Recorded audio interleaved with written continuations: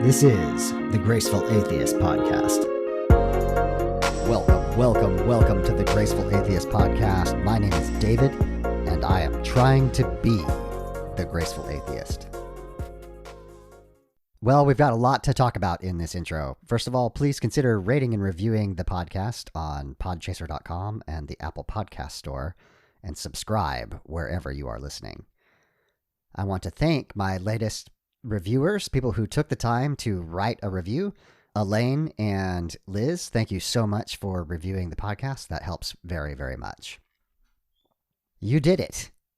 Thank you so much for nominating the podcast for the People's Choice Award for the Religion and Spirituality category.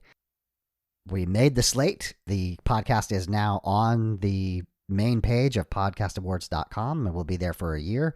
That was truly my goal to begin with, so thank you so much for participating in that. Turns out that the voting is randomized. If you happen to have received an email, it'd be great if you voted, but honestly, my goal was to get on the slate page, and we're there. So thank you so much for nominating the podcast. An odd thing has happened over the last month or so. I typically have so many people asking to be on the show that I am juggling emails, and Mike and I are working feverishly in the background to get the editing done. I've had a number of scheduling changes in my personal life, and at the same time, there's been kind of a dearth of people reaching out to me. So I need guests. Please, if you want to tell your story, reach out to me. Send an email, gracefulatheist@gmail.com. In discussing the fact that I was low on guests at the moment, I was talking to part of the brain trust of Graceful Atheists podcast with a couple of friends and former guests, and they had a few ideas. The first one is mine, and that is that I want to begin crowdsourcing trying to get guests on the show. Sometimes the people who I'm reaching out to have no idea who I am. It's a tiny podcast. So, for example, one of the ideas from the Brain Trust was doing a book club. And I've recently read Julia Galef's Scout Mindset, and I think it has a tremendous amount to say about what it is like to go through deconversion process, about being willing to be wrong, about being willing to look at the world as it is rather than the way we want it to be. I've reached out to Julia. I haven't heard anything. So here I'm asking you, if you happen to know Julia or you have a contact in some way, reach out to her, ask her to get in touch with me so that I can have her on the podcast. I'd also like to do that with a few other YouTube stars like Apologia and Genetically Modified Skeptic, Drew. If you happen to know those people, reach out to them and let them know that I'd love to have them on the podcast. To expound on the book club idea, if you want to read the Scout Mindset, and I might have 2 or 3 people on for us to discuss how that book applies to deconversion and secular grace. And if that happens to work out, we may do this on a semi-regular basis. Another idea is to do solo shows, but I really respond to the interactive nature of the podcast. So email me any questions or topics that you'd like to hear me discuss in a solo episode. If you have a question that you want to hear how secular grace applies, email me, and we may do a show like that. Another idea is to reopen the discussion about deconversion songs. It turns out that I wasn't very connected with the Christian music scene as I came to Christianity a little bit older, but I know many of you are. And a former guest of mine talked about how the ambiguity in some of the famous Christian singers who later go on to deconstruct was an interesting part. So we might have him on to have that discussion in more depth. So let us know what artists that you'd like to discuss about deconversion and deconstruction, and we'll maybe have that episode in the future. Also, any deconstructing artists that you think you'd like to have on the show as guests, reach out to them as well and let them know that I'd love to have them on. Special thanks to Mike T for editing today's podcast. On to today's show. My guest today is Eli. Eli is a trans man who has truly suffered in his life and has shown grace under pressure and in hostile scenarios over and over and over again. The good news is that he and his wife have a wonderful relationship, and his wife has shown him grace in return. You're going to hear, and I'll warn you here, there's not in detail, but content warning of sexual abuse. Eli discusses neglect, sexual abuse, mental health issues, going through transition. And again, I want to just highlight what an amazing person Eli is. I do want to mention that we had a terrible internet connection that kept dropping out on us. So you are going to hear, sometimes frustratingly so, right as we get to a deep connection, a deep point of the conversation, really hard breaks, really hard edits. That's not Mike's fault, nor is it Eli's fault. You'll hear me sum up where we were several times as we're returning from a disconnection. And my apologies to Eli, actually. I feel like what an incredible story, and I didn't feel like I was 100% present for him. But again, he is the bigger person here, and his story is amazing. So here is Eli.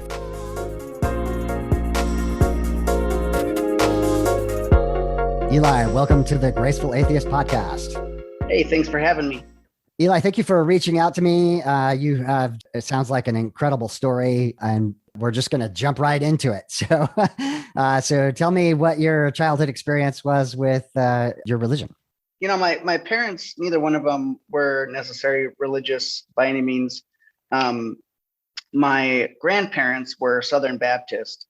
So, you know, I'm not sure if they had some sort of input in myself and my younger brother going to Awanas at a E-Free church when we were younger.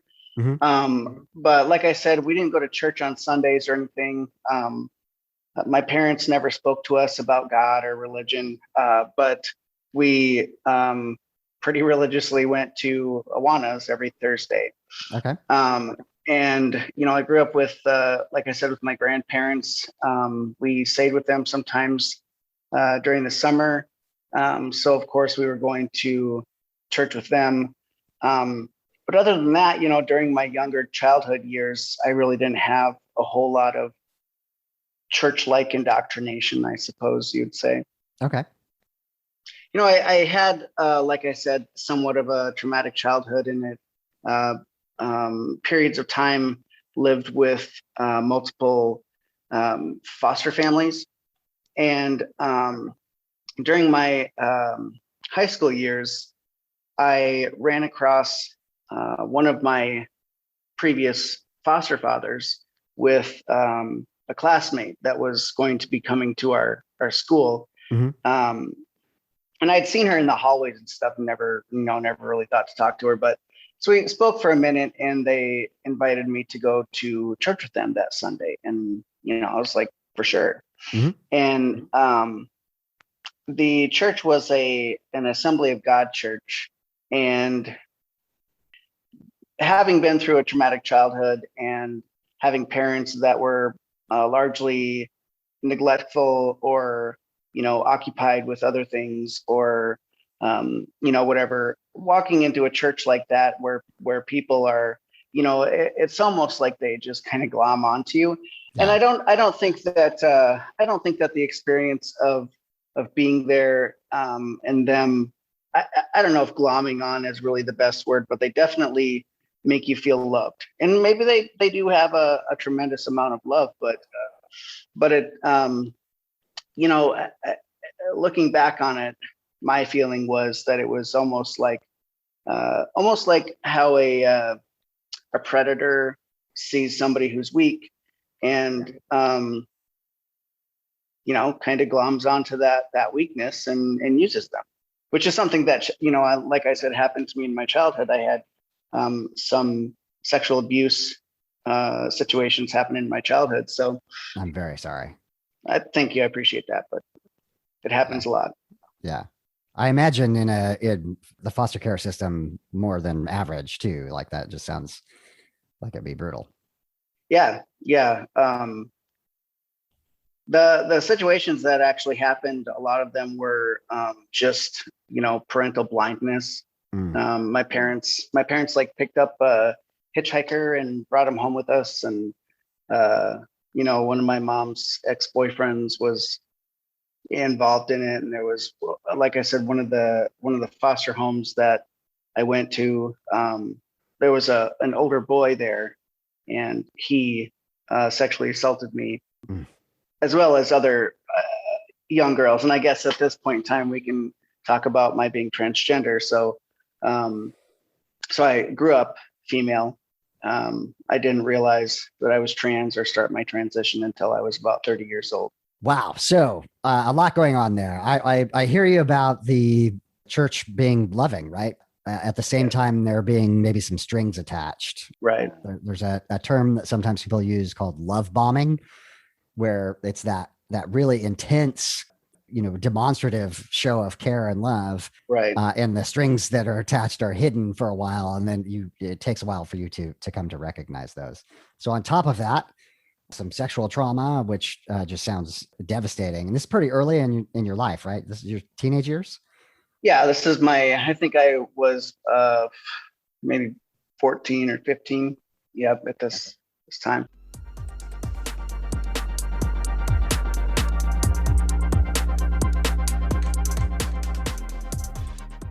So you're part of this Assemblies of God church. And did you find that comforting? Was it useful for you for a time?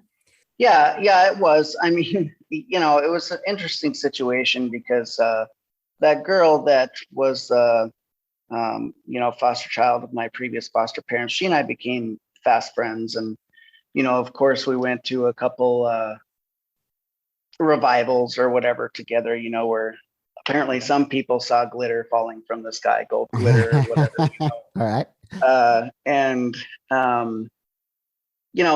things like that. So we were really close, but then it was always like, we had both experienced traumatic childhoods. So, of course, both of us did quite a bit of drinking, and smoking and using drugs. And so, we'd be trying to be good, and then one of us would be like, "Oh, I backslid," and then the other would be like, "Oh, let's smoke a cigarette together," and then it was just kind of like, yeah.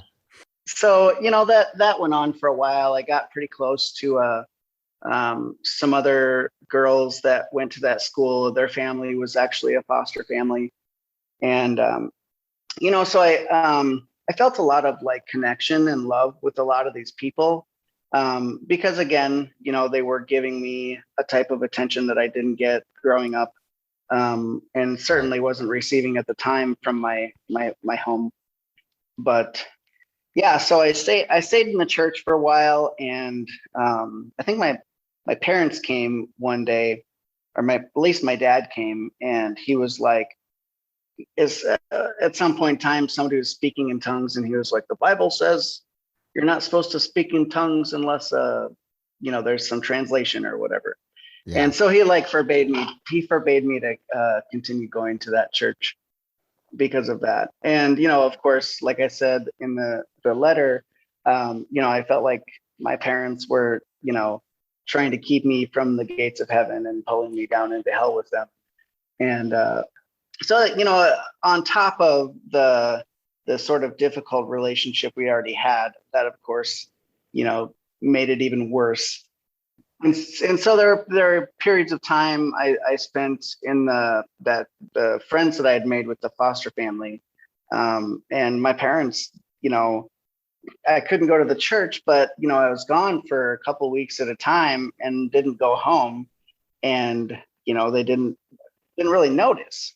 Yeah. So yeah. So an interesting bit here as well is that there's an element of the Christian teaching that encourages that as well. Like, if your parents don't understand, this truth that you have. And in some ways, I think because the church can focus on young children or teenagers, they can put a wedge into a family that doesn't even have the other issues that you're describing, right? So that I can see would be very challenging. Yeah, listening to one of your previous episodes, somebody was talking about church camps and how the pastor of the church camp will hit the hot button issues, and so when I was at a church camp one summer, the pastor was like, if anybody has uh, or he says, I feel like there's somebody here that has some sort of rift happening between them and their father. And so, of course, I'm just like crying all over the place Yeah. and go up to the altar and whatnot. So yeah, it's interesting looking back on it now. Yeah, exactly. And that's basically cold reading, right? You can talk about your parents, you can talk about smoking and drinking, sexual sin, right? Like just touch all the buttons and Yeah, somebody's going to react to that. right, So- right.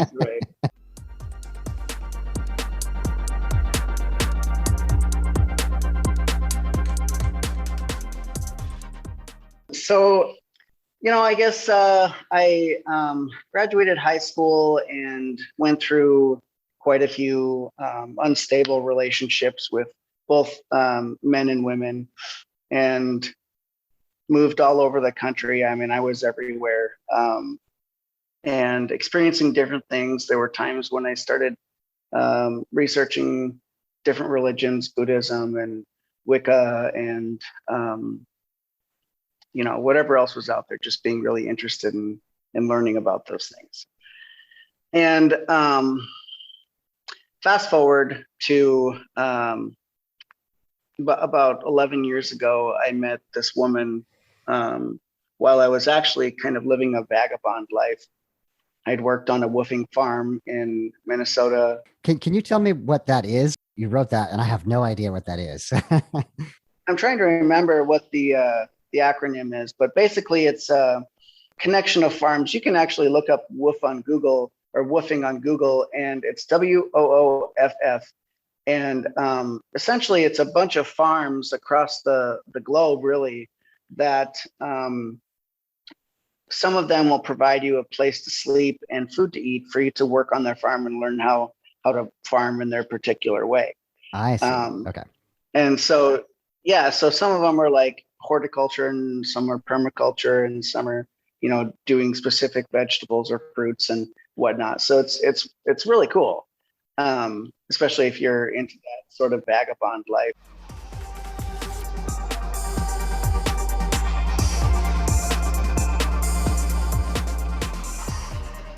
So you are able to kind of live and work on these farms, and you met someone.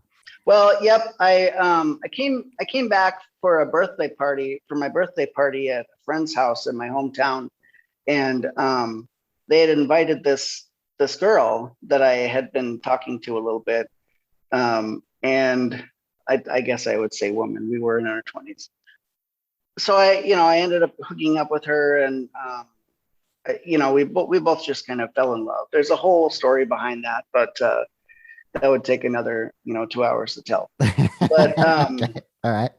so both of us at that time had decided that we were going to do our own thing. And even though we had fallen in love and decided that we were going to be together for the rest of our lives, that we were still going to do our own thing. So she moved to a small town and started writing a book, and I continued traveling. So I lived in Wisconsin for a while, working for a mini donut and lemonade stand. Then I lived in Slab City, California for a while, which was interesting. Okay. So then I moved back to Iowa to be with my wife because she was, or my girlfriend at the time, because she was incredibly sick. She has epilepsy and she also has some issues with her gut. And so she's taller than me. I'm 5'8". She's probably 2 inches taller than me. But she was like maybe 110 pounds. Oh, wow. And super sick, and she was having seizures and dislocating her shoulder every time she was having like a seizure a week. And her shoulder got to the point where she could just reach out her arm and it would just fall out of the socket. Oh, man. So anyway, so I moved back, got a job. We started working on trying to get her healthy and fell into herbal care. And so over a period of time, we ended up going to Colorado, where she went to school. And while we were there, I realized that I was trans. And so one night I had sat down and had a conversation with her about that. And She's a really incredible woman, and of course she cried. Who wouldn't? But she listened and she was like, let's figure out whatever we need to do. Yeah. So I started going to therapy, and you have to, in most states, you have to be in therapy for about 6 months to a year in order to get what's called a letter from your therapist that says that you can start on hormone replacement therapy. Okay. And you can't get HRT without that. So my wife said that during this time, this 6 month period, there were times that she walked into the house and she wouldn't recognize me, that it was almost like I started to change even without the HRT, Right. which was pretty interesting. So there was that. But my grandparents during this whole time, I kind of skipped over that, but I told my grandparents at one point in time that I was a lesbian. And Mm-hmm. I had stayed with my uncle for a while in Colorado when I was 19, I suppose. And my uncle is gay. And so Okay. they assumed that because I went to stay with my uncle that he, Rubbed off on you. did something, I don't know. Um, Okay. so so every time that I saw them, they would tell me that that I'm going to hell. I needed to change my ways and blah blah blah. And so I stopped trying to see them. I stopped wanting to see them. Right. And I'd be cordial and whatever when I did see them, and I invited them to my wedding. They didn't come to the wedding. Which I've done my best to really try to understand. I did understand that, but just having the constant experience of them telling me that I'm going to hell and whatever, it just like pushed them further and further away. And then like I said, I'm an incredibly honest person, so I told them when I realized that I was trans, hey, Right. grandparents, I think that I'm trans. I'm going to start this process. And then it was, definitely you're going to hell. And my grandpa actually wrote out this huge letter to me that was just, he gave it to my brother, and my brother read it to me over the phone. And I was just like, just throw the crap away. Just, I don't even want Yeah. it. I don't want to look at it. And I haven't really spoken to my grandparents since. I guess it is what it is. I'm very sorry. Again, I think that Christianity in particular can put wedges between family members for various reasons. So on top of what you acknowledge is a difficult process for someone to absorb, your revelation of being a trans man, would be shocking, right? But on top of that, they have this religious framework that makes it almost impossible for them to accept. Right. Yeah. With my wife, and she's definitely not religious at all. Uh, she has no interest in anything spiritual. Yeah. And of course, she spoke about having to go through a grieving process of like watching the old me die and getting to know this new me. When essentially I'm still the same person, but it is definitely a process of grieving and growing. Even it even was for myself, but on top of that, like you said, with having that religious framework, is I can imagine that it's very difficult, especially at their age. I want to be 100% clear. I'm on your side on this story. That you deserve, right, people who accept you for who you are, and For sure, for sure, yeah. like I just wanted to make that point clear.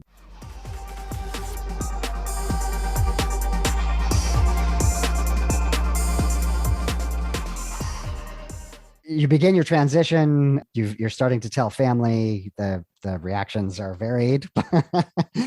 Yeah. So my dad had committed suicide years before in 2006, but my mom was still alive.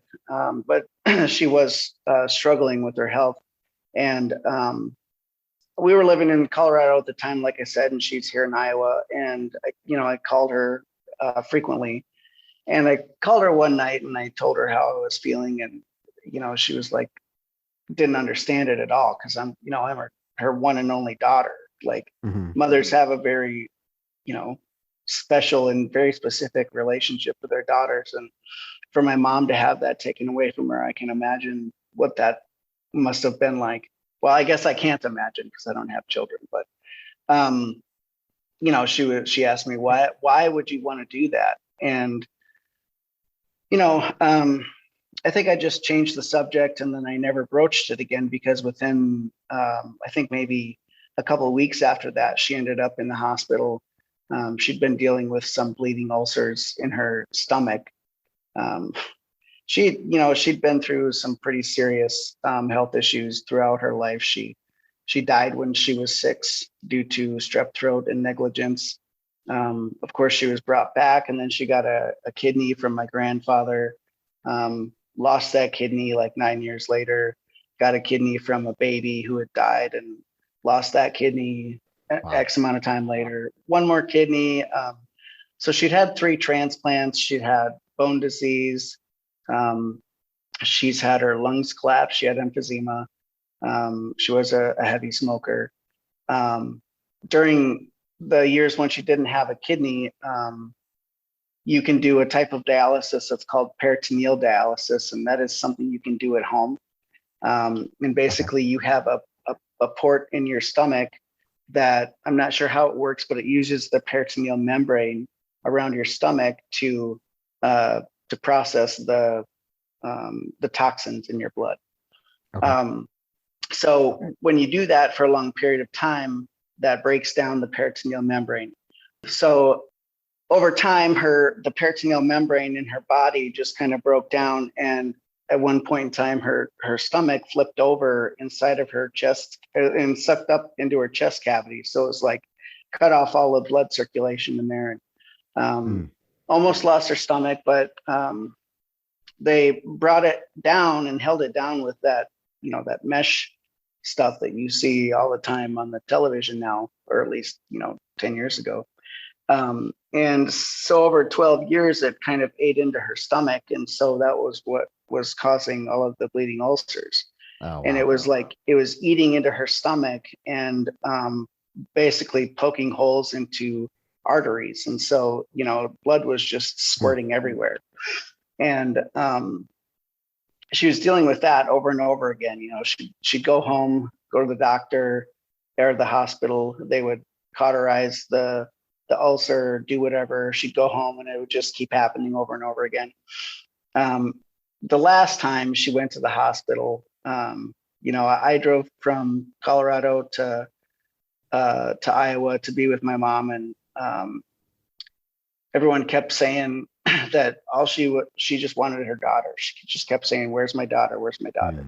Oh. And so I got there and was with her, and she just said to me, like, I walked in the room and she just said to me, "I just can't do this anymore."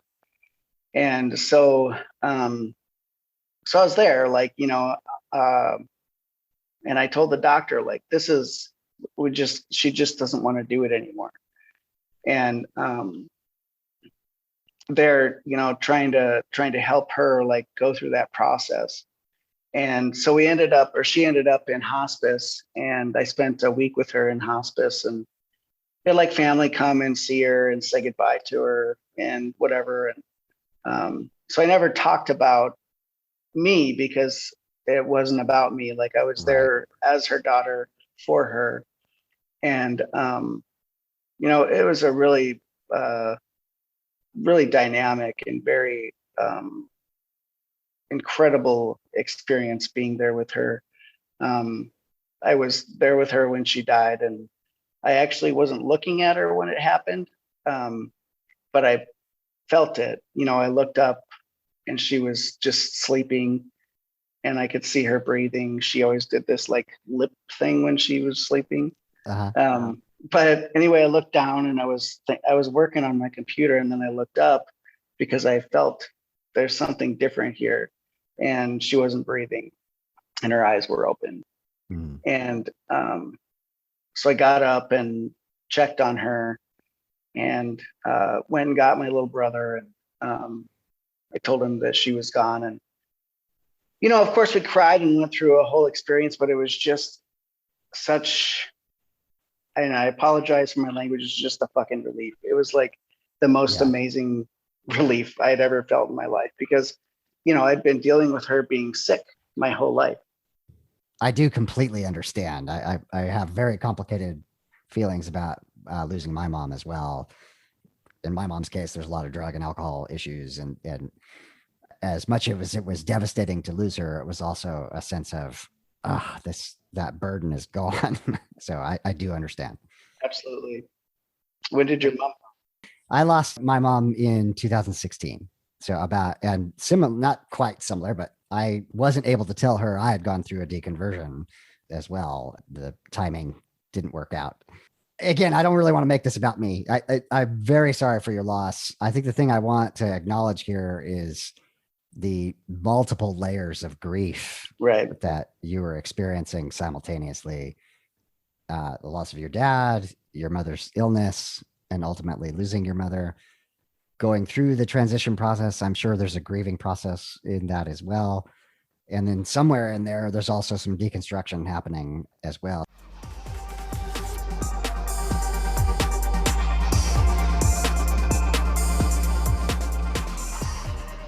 Where do you move on to next? What are the things that you began to find as bringing you some joy, bringing you some health? Right. Well, for a while I was still holding on to Jesus, and or at least the hope of Jesus, the hope that someone out there like cared for me. I think that was probably the biggest thing, that there was something out there that would make reason of all this baloney that I've been dealing with, and somebody that had some type of unconditional love.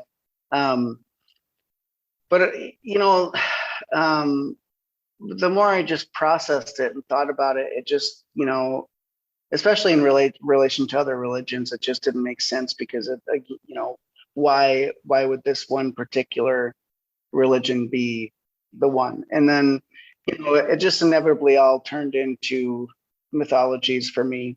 Though I do believe that all mythologies have very large nuggets of gold in them, but I think that I ended up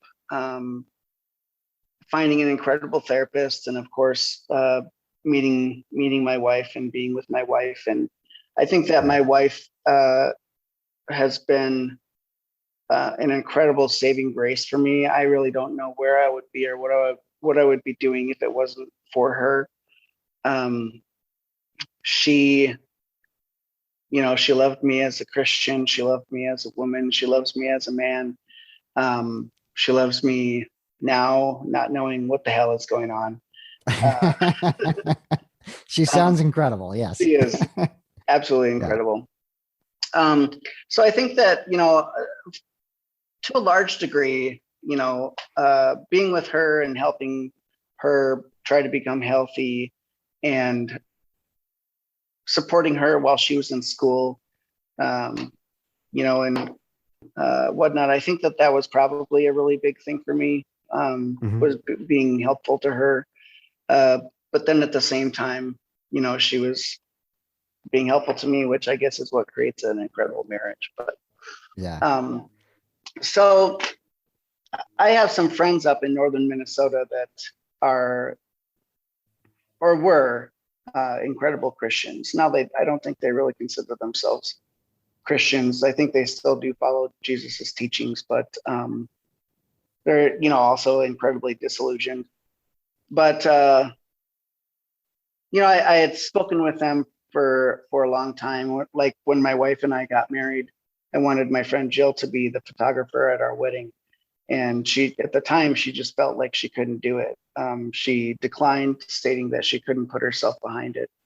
And ouch. Yeah. And I said, okay, well, it did hurt, but I was also like, okay, I understand that we all have our own personal beliefs, and especially if they're religious beliefs, some people just got to stick to them. And and we stayed friends, and I didn't make a big deal of it. And that experience for her really changed her mind and really made her do a lot of self-reflection. And she thanked me, maybe a year later. And she didn't understand how I could be so graceful um, to her when she, basically had been so cold.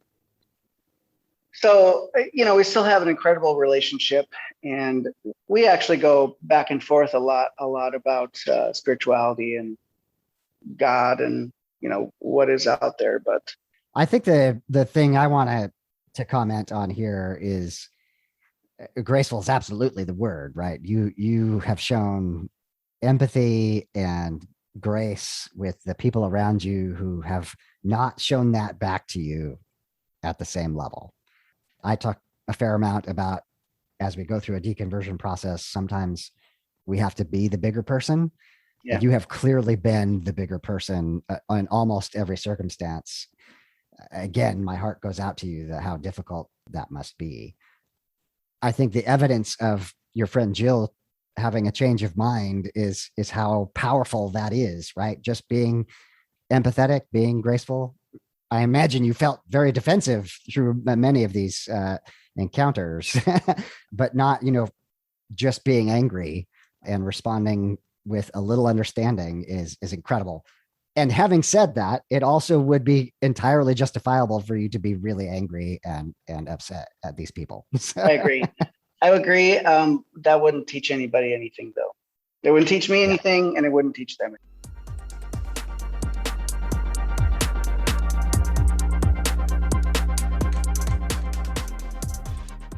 In our email conversation, it sounds like you have explored a number of other religious traditions. You mentioned earlier the kind of the golden nuggets. From my perspective, I would say absolutely, this is human wisdom that's been written down that is old, and we can find some value in that as long as we can take it in critically. So we can say this part is good and this part isn't. And but where would you say your sense of spirituality is today? What is it that you find meaningful? That is definitely a very large question. I spent about 7 years following the Nordic pagan path. And I think the reason that I got kind of hooked on that path was because it's very ancestor oriented. And so having both of my parents gone and not really strong connections to my grandparents, I really wanted to know where I came from. Yeah. So I got like my DNA tested and found out I was, 20 some percent Scandinavian. And then a large part of our family came from Great Britain and mostly Northern and Western European. So my focus was that, of course, I would want to try to absorb the pre-Christian beliefs of that region, which was, either Druidic or Norse paganism.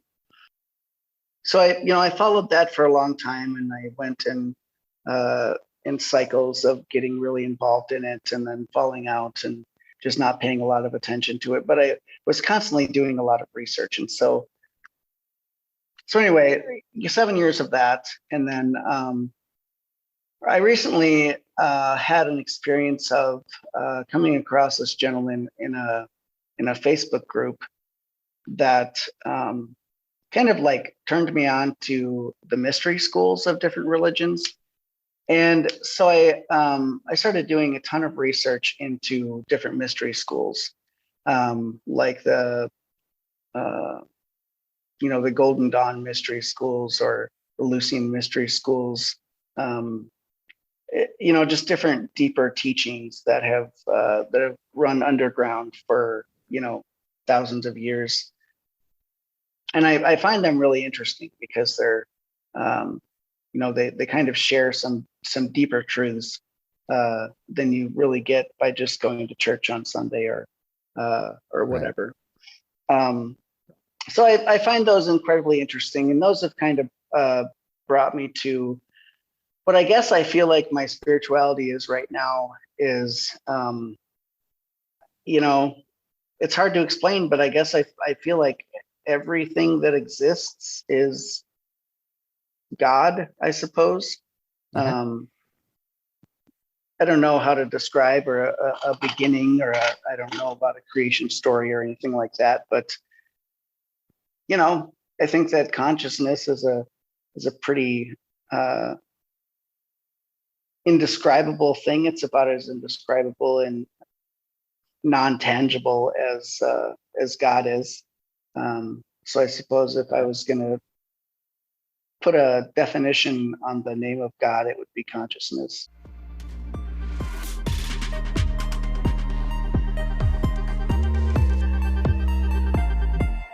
For people who find themselves in any of the scenarios that you've been in your life, sexual abuse, discovering their sexuality and or their gender, going through deconstruction, what are some of the resources that you would recommend for any of those topics? 100%, I would always recommend that somebody seek out therapy. Um, I've been in therapy most of my life, and there's always local programs if you can't afford it. Generally, if you go to like the courthouse, you can speak to like human resources, and they can help you with financial Mm-hmm. stuff in order to maybe only pay $20 or whatever per session. Sometimes they'll just cover the whole thing if you're really struggling. So definitely therapy, I think, is a great place to find help. And the reason I like therapy is because it's not looking necessarily outside for help. Like therapy is about looking inside for help and learning how to do that for yourself. Last thought, just wanted to say, as an outside observer listening to your story, we've already mentioned how, the bigger person that you have been in many circumstances. It also sounds like your wife has been incredibly gracious to you, and that relationship sounds like it provides a lot of joy and a lot of meaning in itself, right? That you are able to love one another unconditionally, and that's pretty amazing. Absolutely, yeah. She's there have been times where, due to my upbringing and issues with alcohol or stubbornness or inability to comprehend, because I don't know how much you know about, if you go through experiences as a child, traumatic experiences, you end up going into like a survival Yeah. mode, and so your brain actually can stop growing until it's ready, or until it perceives that it's ready to begin growing again. So there were a lot of things that I should have learned in my younger or older teen years that I didn't learn until I was in my late 20s. So for my wife to be with me and to be going through those processes with me, and still loving me all the while I'm just being this immature little prick, Yeah. uh, she's really incredible. One of the most compassionate and giving people I've ever met in my life. It definitely sounds like it. So, Yeah. Eli, thank you so much for coming on the show and telling your story. That is incredible, the life that you have lived. I wish you much happiness with you and your wife. Thank you. Thank you for having me on the show.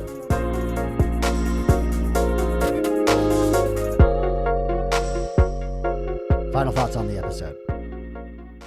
I think you can hear how amazing a person that Eli is. I don't even want to hold him up as an example because it's almost an impossibly good one. As I've talked about before, I never want this idea of secular grace to be a burden. And yet, Eli has shown grace to the very people who were not showing it back to him. Again, I want to apologize for the discontinuity due to the internet connection, but as he was discussing his mom in the hospital, preparing for her own death and wanting to see her daughter one more time, his willingness to perform that in whatever way was necessary to give her some comfort is an act of grace that I can't even comprehend. That was an act of love. Again, I'm not trying to say that everyone should do what Eli has done, but I do admire him. I do think that he has shown love, courage, and grace under incredible pressure and hurt and pain. The fact that he won over his Christian friend Jill, who was unwilling to participate in his wedding, by just loving her, that is secular grace. And I am so glad to hear that Eli himself has experienced that with his wife. As he said near the end there, she has loved him as a woman, as a lesbian, as a man, as going through deconstruction, and through growing up after having been developmentally delayed due to the kinds of suffering that he had been through. I want to amplify Eli's point that therapy is incredibly important. If you have experienced the kinds of abuse and neglect that Eli has experienced, please do find help. I would encourage you to look at a secular therapist as my bias, so seculartherapy.org.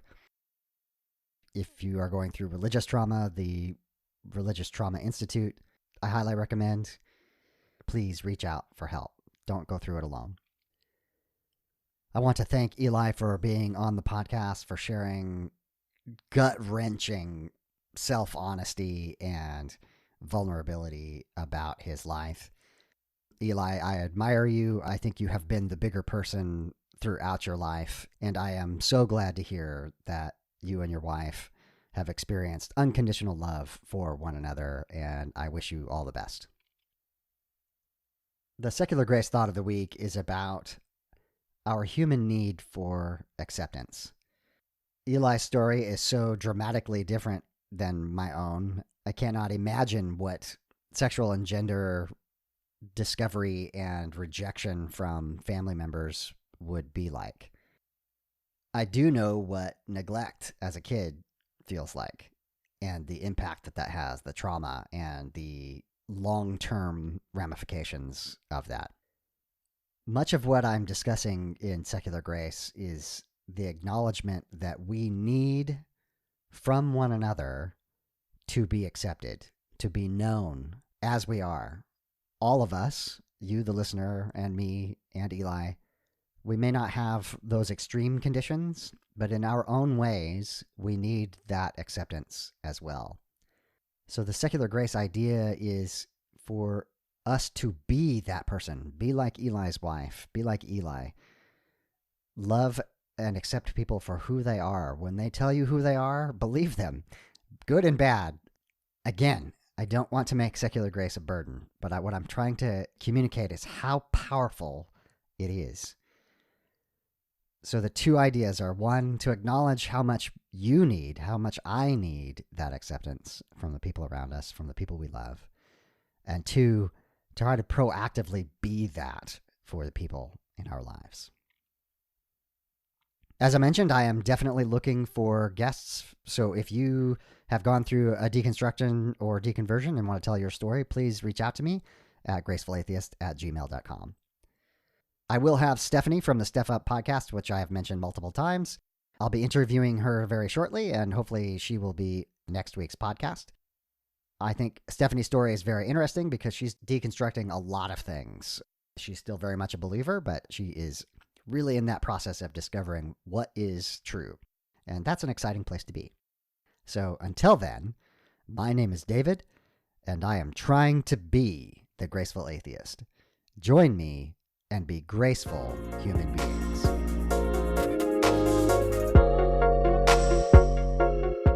Time for the footnotes. The beat is called Waves from Mackay Beats. Links will be in the show notes. If you'd like to support the podcast, you can promote it on your social media. You can subscribe to it in your favorite podcast application, and you can rate and review it on podchaser.com. You can also support the podcast by clicking on the affiliate links for books on gracefulatheist.com. If you have podcast production experience and you would like to participate with the podcast, please get in touch with me. Have you gone through a faith transition and do you need to tell your story? Reach out. If you are a creator or work in the deconstruction, deconversion, or secular humanism spaces and would like to be on the podcast, just ask. If you'd like to financially support the podcast, there's links in the show notes. To find me, you can Google Graceful Atheist, you can Google Deconversion, you can Google Secular Grace, you can send me an email, gracefulatheist@gmail.com, or you can check out the website, gracefulatheist.com. My name is David, and I am trying to be the Graceful Atheist. Join me and be graceful human beings.